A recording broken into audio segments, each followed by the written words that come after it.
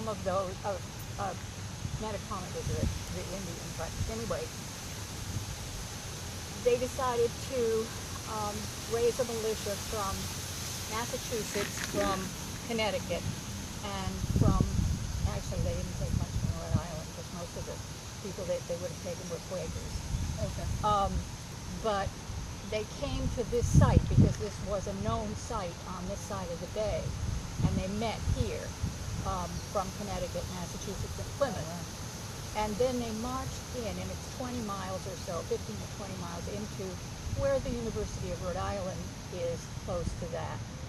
And that's a swampy area. They attacked the Narragansett village because they thought that some of the other Indian tribes were going to winter with the Narragansetts. And so this was a preemptive strike to get both or all of them. But what happened was that there weren't really many Narragansetts in there, just women, children, and the elderly. And they, of course, were able to walk in because it was December and it was frozen. The swamp was frozen. And they had a renegade Indian that directed them, because this was a very protected, defensive Indian encampment, really. In the middle of a swamp, I mean, it's not aggressive, really. Yeah. But what happened was that they killed the Indians who were there, and they burned their stores. And they marched back here. But in the process, they lost about 200 of their 1,000 men. And 40 of them were buried here. That's what it amounted to. Oh, okay. The others were taken back to where they ever came from, and families took them and stuff like that. But they stayed until March or so, when they had to go back and farm. Most of them were. And right after that, the Narragansetts then attacked, and they burned all the dwellings on this side of the bay, all the way up to Providence. They burned about 2/3 of the dwellings then in Providence, and they burned whatever was here. Okay, and that was in 1676. By 1678, this house was up again, and we don't know whether the first one was where this is or not, but we think it probably was, because that would have been the obvious place. If there were any major timbers left, they would have reused them to build this house. Right. Now, this doesn't look like a house of that time, mostly because in 1739 it was renovated and restored. And what happened was, you have to think of the Smiths as being probably 1%ers. They were very rich. They had a lot of property. They had property in this area almost down to the Narragansett beaches.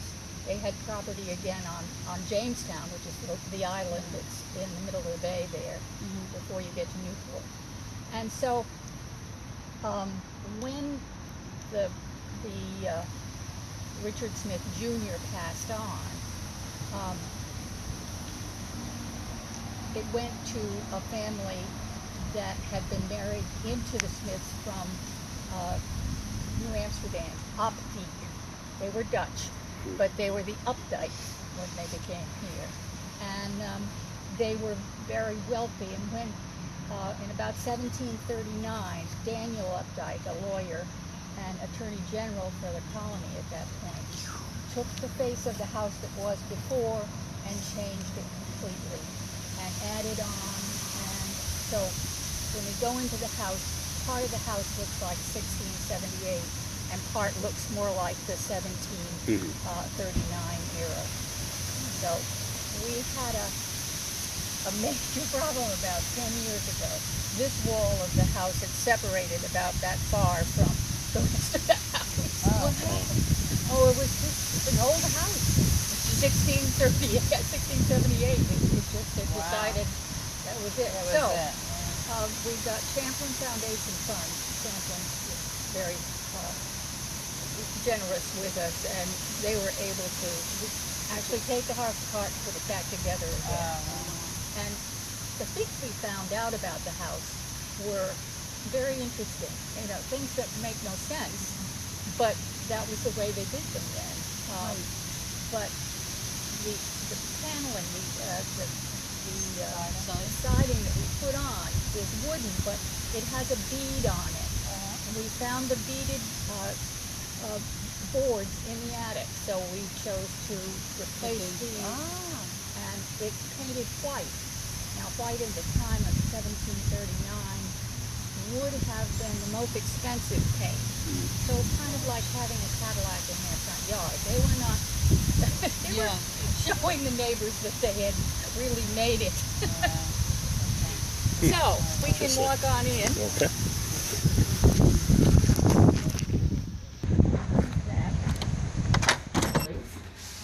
They were pretty much after the king is they considered themselves the chosen. Superior. The chosen people, God's chosen people. And if you were not agreeing with us, then you were the devil. Yeah. So you could be as mean as you wanted to the devil. That's terrible. I know. Now we're moving into the farming. And farming was plantation owning. Because you couldn't make small farms work unless you didn't pay your employees. So that meant slavery, and it certainly was in this time a plantation owning slaves that they would have been able to buy easily in Newport, because that was a big slave market. Raw molasses and slaves. Was it African slaves or Native Americans too, or Yes, and both? Yeah. also servants.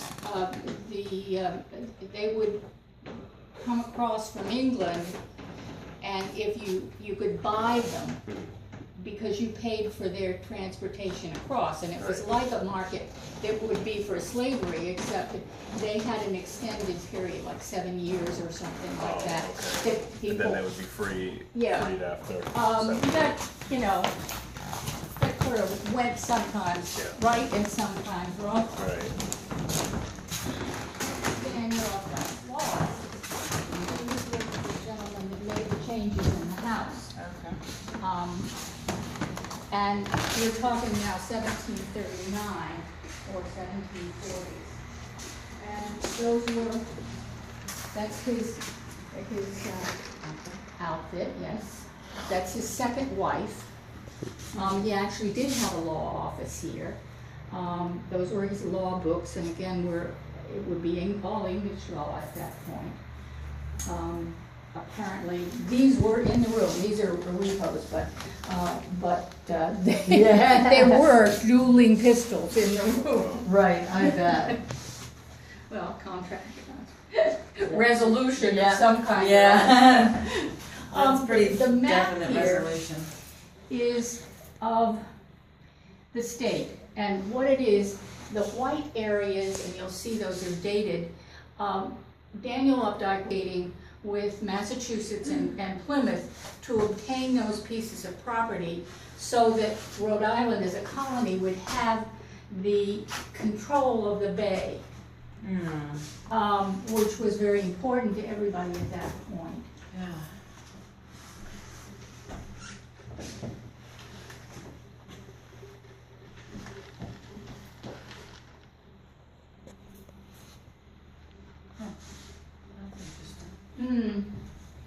That makes sense. Yeah, well, Yeah. not only it made sense, but thinking ahead, That's what it they made used to a wear. great deal of sense. You know, That was you uncomfortable. would be able to do that. This is the building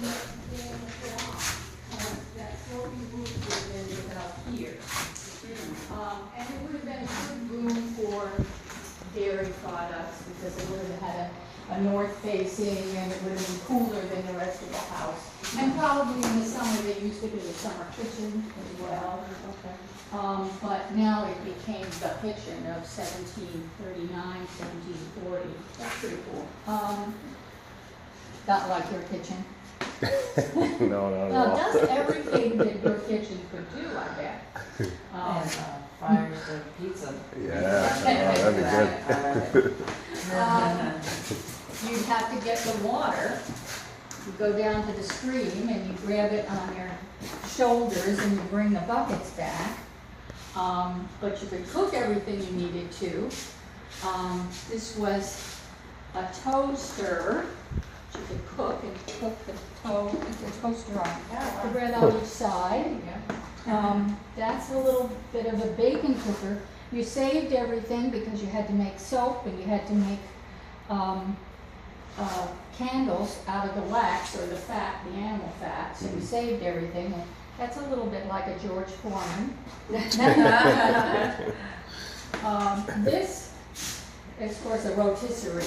And you would sure, everybody can sit down. To do the rotisserie, you have to put a little animal and you put the skewer from the nose to the tail to support it. But we get the French word from that, barbecue, from the nose to the tail.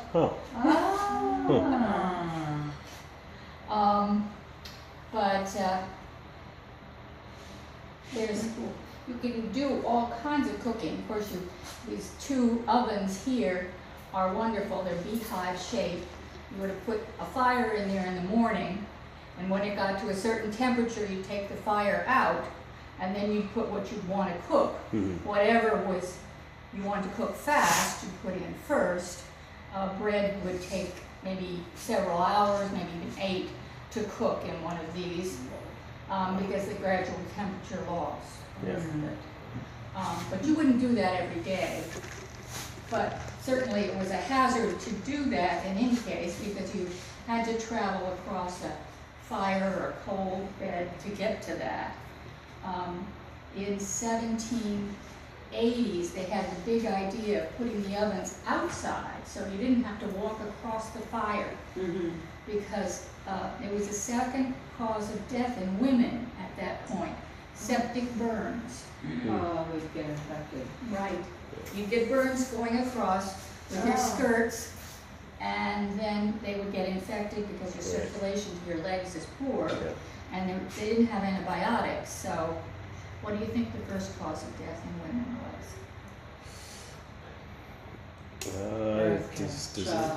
Childbirth, Now, this big kitchen had to serve probably about 40 meals a day.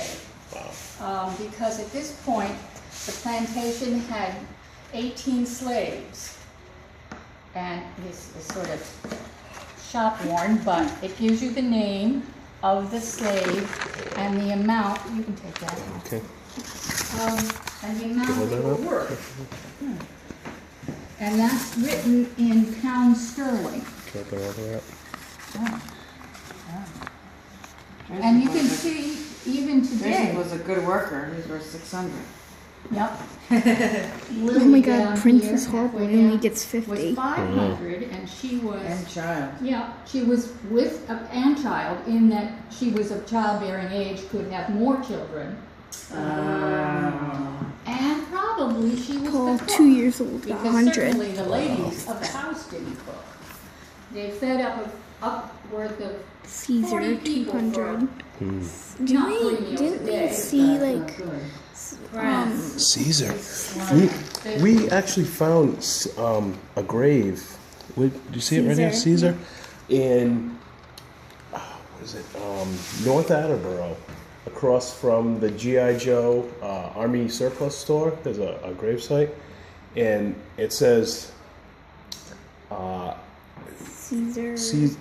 Caesar, a slave. He lived to like 79 or 80 years old, but his name was Caesar. Well, we have some other information From that we have. Ethiopia? From Ethiopia? Yeah, that's what it said on the stone. Interesting. I don't know if that would have been the same Caesar. Obviously, Caesar was a name that was given popular, to a variety of probably slaves. Right. But this slave that I think of did continue to live on, and actually, I have to look it up, but we have some information indicating that he lived a long life, and he actually became a property owner Oh, okay. at one point or not. Yeah. I think he was given his freedom. Wow. Oh, that's interesting. Yeah, and it said that he was like a really good slave. Yeah, it says good worker or something. I wish I Well, remember the exactly what it slaves said. in this area You took a would have picture, been, didn't you? The slaves in this area wouldn't have been housed as the slaves were in the South because of the climate. You couldn't expect them to live in shacks outside the Right, house. You'd right. have to keep them in the house. Yeah. So they probably lived in the attic. Mm-hmm. The attic would have been cold in the winter and hot in the summer, but at least it would have been in a dwelling. Right. The other thing with them were often that they were brought into the family, particularly by the farmers or the plantation owners, as members of the family, in that they grew up with their own children, and when it came time to do something with them, they were apprenticed out to a trade, carpenter, fisherman, that kind of thing, because then you could, when you did have a very short growing season, the rest of the year you could have him doing carpentry work and you could get his wages. Oh, wow. Okay. The other interesting thing is that you had a more trained individual, so that individual probably wasn't treated much better than some of the slaves in the South, but he was very hard to replace. Right. So you might have taken a little bit better care of him. You might not. You probably beat him just as often because that wasn't going to hurt him. So, That's interesting. we're going to go on into the parlor or the dining room or whatever, which is where the uprising or entertaining.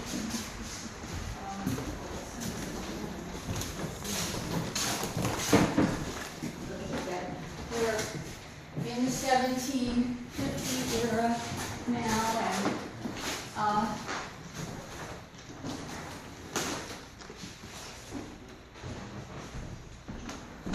these two people were brother and sister.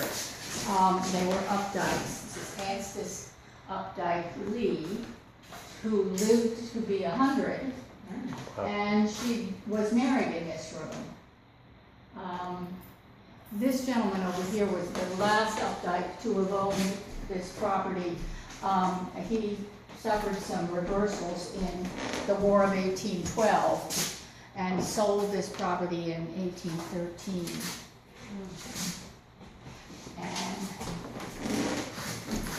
this is an interesting item. This is called the Atlantic Neptune, which is one page of a huge book of maps of the whole eastern seaboard. This is just the Narragansett Bay map. But it's done by the British for Lord Viscount Howe in 1776.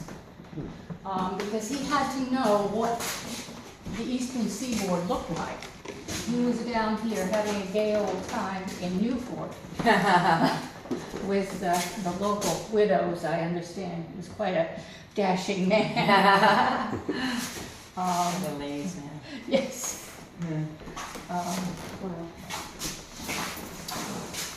See anything that interests you? Have a question about it? It's a cool house. I mean, really nice house. We're going to go upstairs if that's good for everybody. We'll go fast upstairs because it's warmer up there.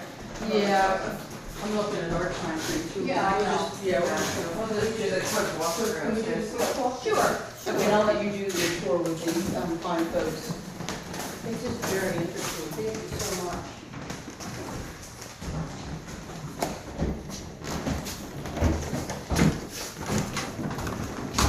Are you here all the time? No, we're only open 4 days a week, so a little bit wider than the ones that we're walking on. But there was a whole floor underneath this because we had to take the house apart to put a beam to support that beam down in the pink So room. is that the original floor or the subflooring? It could have been either. We're not Yeah. sure. I bet it's the You original. see, They didn't plaster ceilings in those days, so to prevent things from falling on you, you maybe put another floor, or you put a canopy over your bed, so it didn't fall on you during the night. And these you use to warm the bed. Warm the bed? A bed was considered that. A mattress, what we consider a mattress now. Yeah. What is around the bed is called bed furnishings. But this would have been set up so that there could be, you know, maybe several people sleeping in the room so that they could have extra people come, say at dinner time because the Indians had burned them out or whatever. Right. Small. So this is where Roger Williams came? Yeah. Oh, did she? I was good. We're gonna go this way, we're gonna go around one. And we'll go fast so you can get out. Oh. Just take a look at this quickly. I won't go into the details here, but behind this door gives you an idea of what the house looked like inside, underneath the lathing. Oh, wow. This would have been a loom, and there would have been, this is a big enough household to have had their own loom. Many times the weaver went from farm to farm with a loom that he could take apart. You see, he had little notes to himself so that he'd get the right things together. Right, puzzle. But the weaver would come because he was a male, but he would make the fabric out of what the spinsters had made during the year. I'm looking at your door, the door jambs, it goes with the ceiling, I think. See how it's angled? Oh, well, it doesn't go with the ceiling. Yeah, Irregular. Yeah. That's kind of the way it That's the way settles. they are, yeah. Well, the house goes up and down. Yeah. It's Daddy, funny how what's they that? mold the door like that. That's just an Closet. attic over the downstairs. Attic. Yes, it is. This is a stairway That's the way down they're and a stairway up to attic. All doors. That would mean that the slaves That's could why I operate was looking at it. inside this stairway Yeah. without disturbing the rest of the household. Oh, wow. Want to sleep on a rope bed? No. My back hurts enough. It's not that bad. This we've kind of developed into showing what, how wool gets into yarn and linen gets into thread, or flax gets into linen is what I meant to say there. And the colors that could be made from, yeah, the red ones probably came through the Indians because it's a beetle that you crush called a cochineal beetle. That makes that very red dye.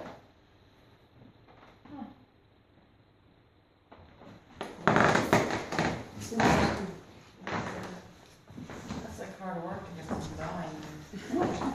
Everything had to be made. Yep. Oh, yeah, the old doll, huh? Probably, but again, this is 1740.